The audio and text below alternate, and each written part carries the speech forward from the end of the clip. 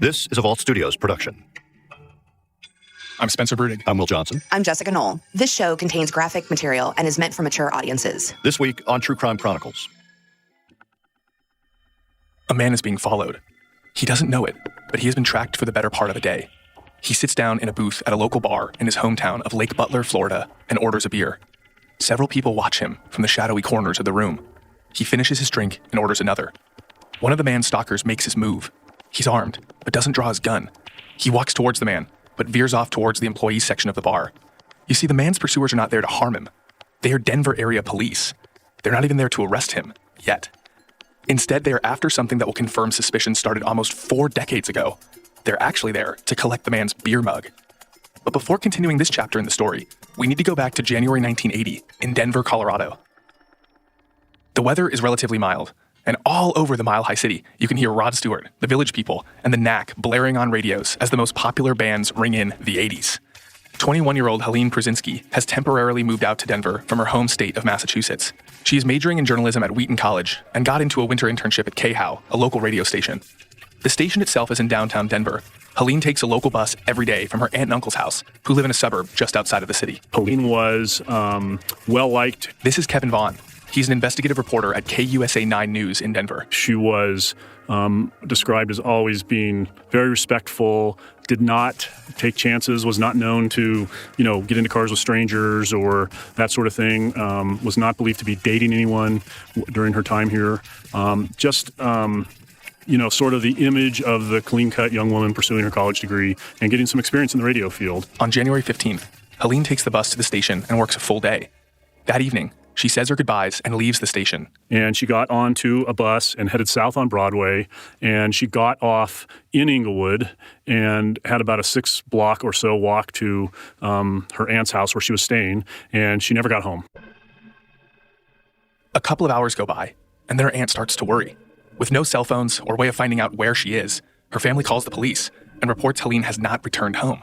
The police respond quickly, and a search for Helene begins and continues through the night. The next morning, a woman called police to report a body in a field down in this area known as Highlands Ranch. Today, it's completely developed with houses and, big malls and that sort of thing. But back then, it was largely rural ranch and farmland.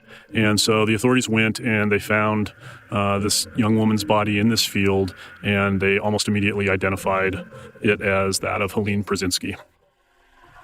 Her body was found several hundred feet from a road out in this field. She was laid out on the ground. She was partially naked. Her hands were bound behind her back. Her pants had been taken off. And it was pretty obvious, right away to the detectives that this was foul play, that somebody had done this to her. Douglas County Sheriff's officers and investigators from the Colorado Bureau of Investigation, aided by volunteers from the Arapahoe County Search and Rescue Unit, spent much of the morning combing the area, hoping to turn up something to lead them to the girl's murderer. The radio station where Ms. Pruszynski worked has offered a reward for information leading to the conviction of her killer. The mystery of, what happened to her was solved in a certain sense. They knew that someone had apparently abducted her, and it appeared she'd been sexually assaulted and she was stabbed to death. Now with a body, police move quickly to cordon off the area and begin collecting as much evidence as possible. They did collect a lot of evidence. They collected all of her clothing.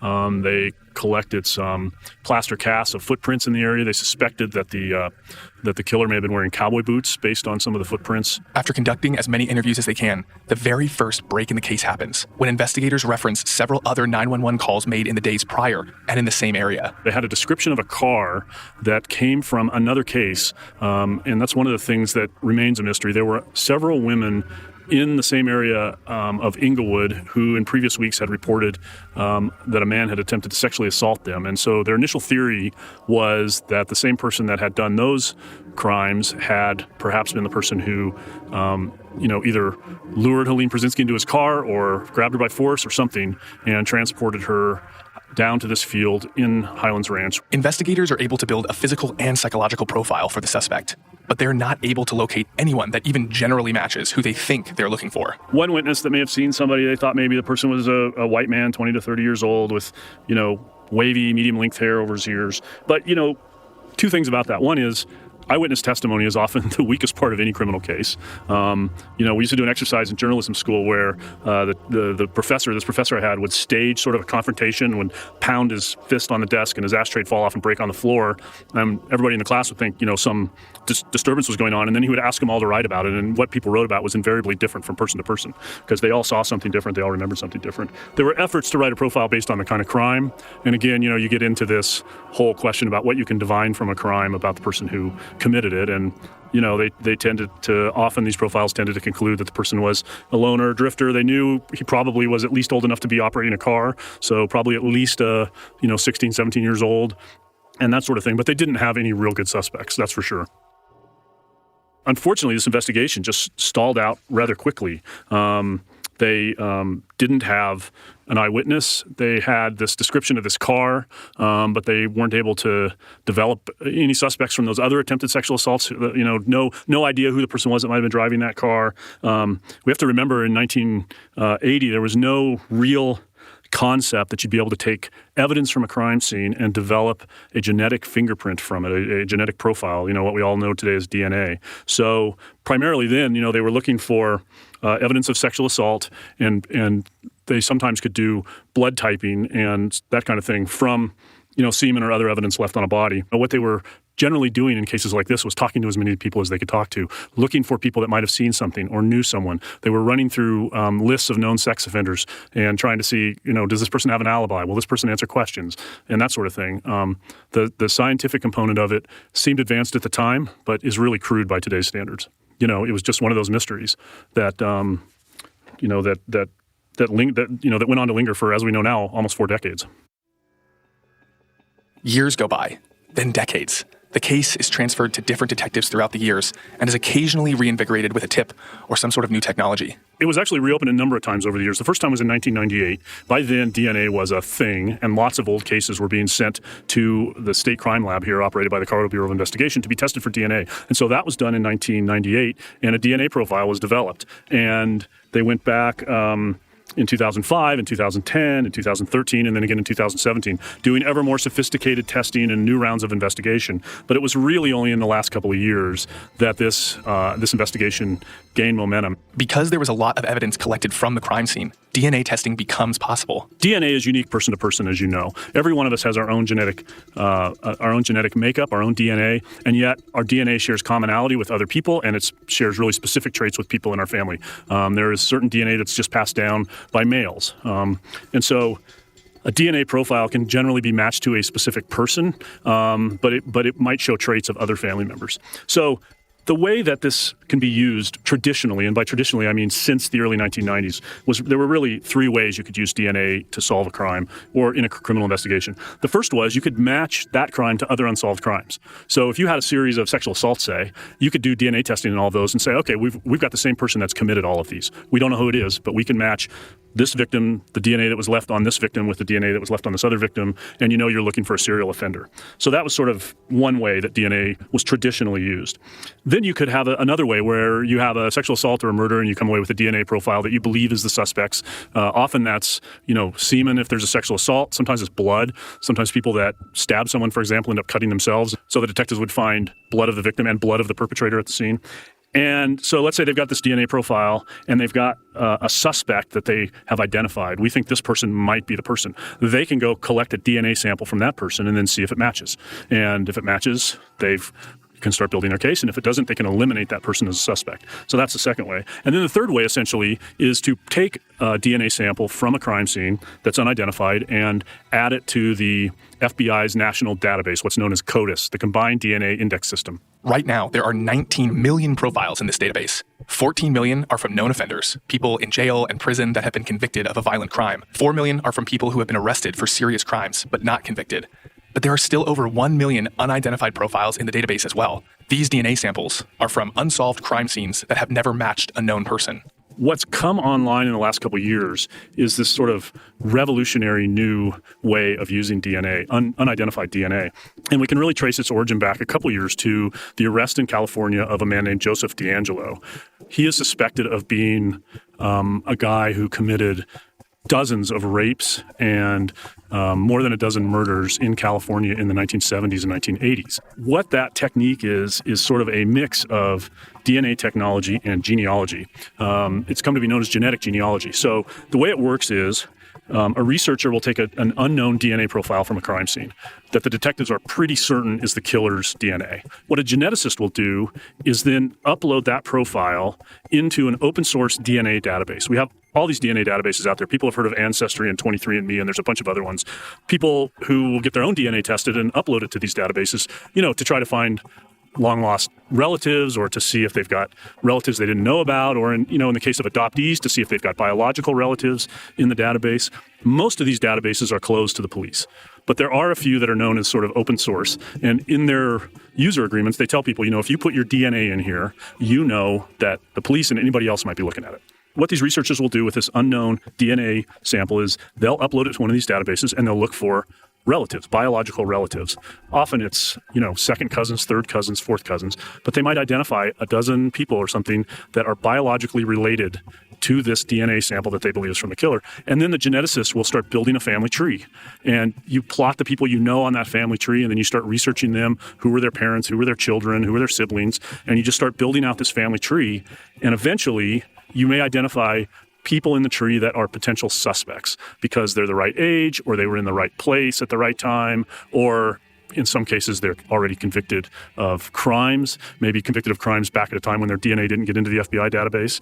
And so it's sort of, I think of it as reverse engineering, right? Instead of taking a DNA and matching it to a suspect, you take this DNA and match it to some distant relative of the suspect and then work your way back to identify that person.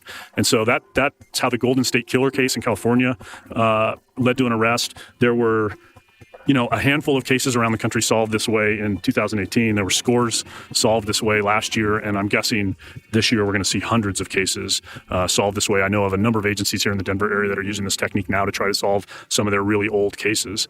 And so it's really opened a whole new front on cold cases that have stymied detectives for decades.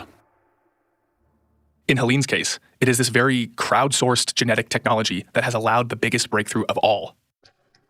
In 2017, these detectives sort of started thinking along these lines. Maybe we can use this DNA to identify this person's relatives. Over the next couple of years, they took a profile and they came up with some people that might be related to this person, and then they started looking through their family trees and building them, and they actually got to a point where they were pretty sure that the killer was related to a couple people they'd identified this way. So let's say you've taken this DNA sample, you've built this family tree, you're pretty sure that this person in the family tree is a good suspect. Now you've got to get DNA from that person to see if it matches. And so the most common technique is to follow the person around surreptitiously and find something they've discarded that they might have left DNA on. It can be a cup and a spoon from the ice cream shop. It can be your coffee cup. It can be anything that basically, that the person handled that can be tested.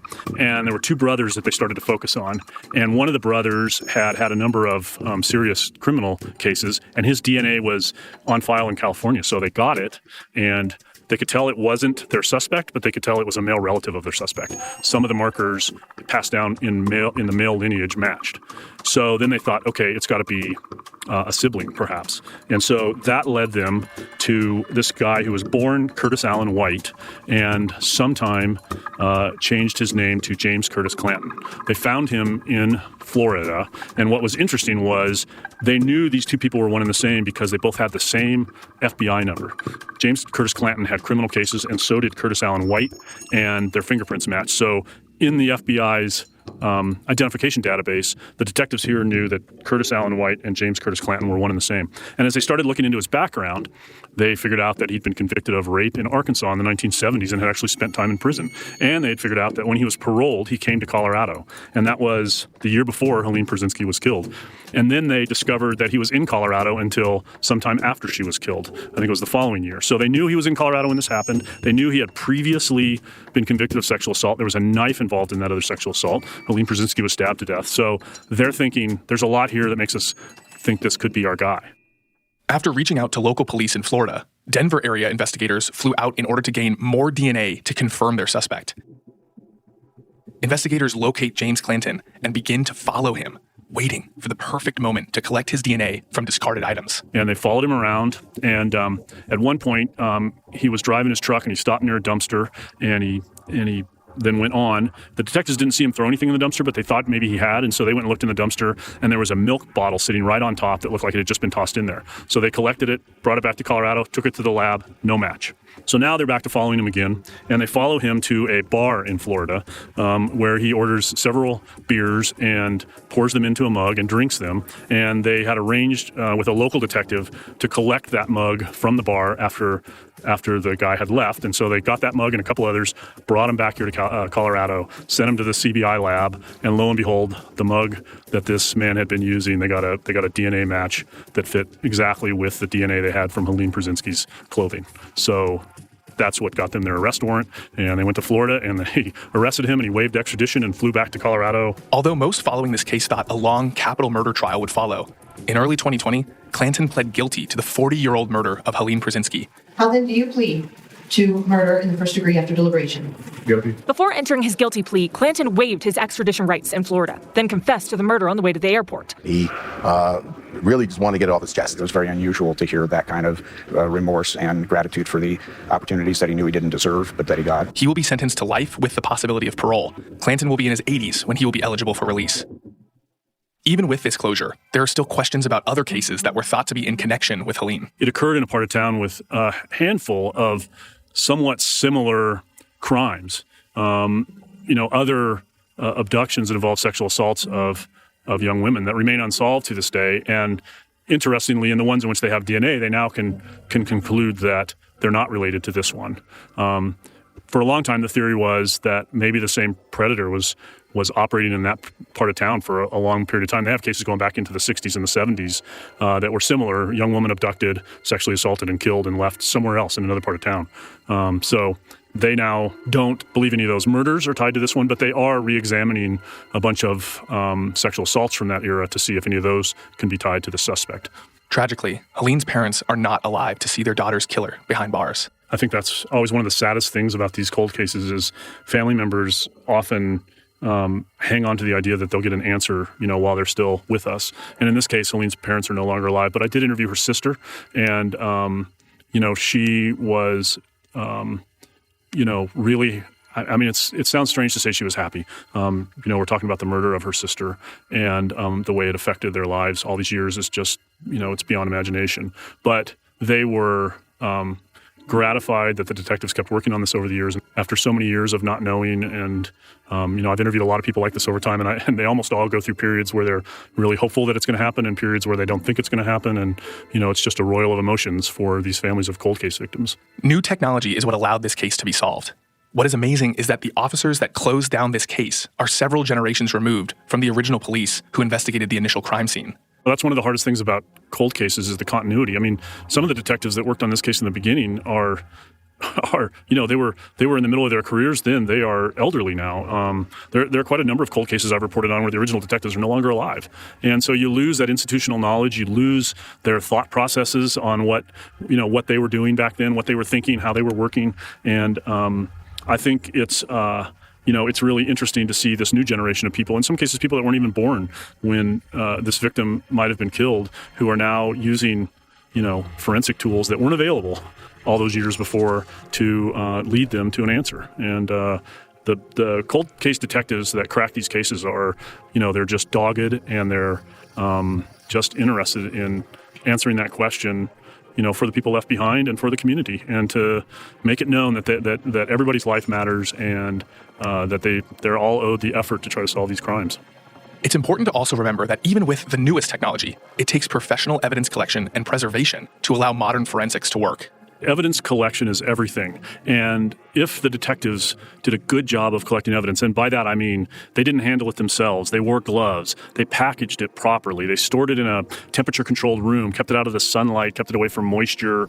If they did all of those things, today science can find answers in that evidence. And, people will sometimes ask me, could this case from the 1960s or the 1970s still be solved? And the answer is, let's look at the status of the evidence. If the evidence was properly collected, properly stored, and properly maintained all these years, there's a great chance that you can find DNA or other forensic clues that might lead you to a suspect, even after all this time. Unsolved cases for families, friends, police, and reporters alike are incredibly frustrating. But for Kevin, it's small victories like these that keep him going. This case gives me new energy to look into some of the cases that even predate this one, cases that have been cold for a long time. Sometimes, by telling these stories, we can get people to think back and think about things they might know and come forward in some cases, obviously. So I think that's a place where, the media can be valuable to investigators. And, I get excited when these things lead to an arrest because I can't imagine what it would be like to have a family member murdered. I especially can't imagine what it would be like to have a family member murdered and go through decades of my life with that unsolved. I just feel like that would be a heartbreaking existence. And so it's exciting to see these things lead to arrests for these people that have waited so long. I've got another case where a woman's 86 years old and the suspect was just identified in the murder of her son, daughter-in-law, and granddaughter about 18 months ago. And for years, she had been thinking, I hope I live long enough to see this case solved. And, now she's hoping to live long enough to see the case in a courtroom. It hasn't gotten to that point yet. But I think that's a pretty common feeling. And seeing these things get solved gives me hope that others are going to be solved.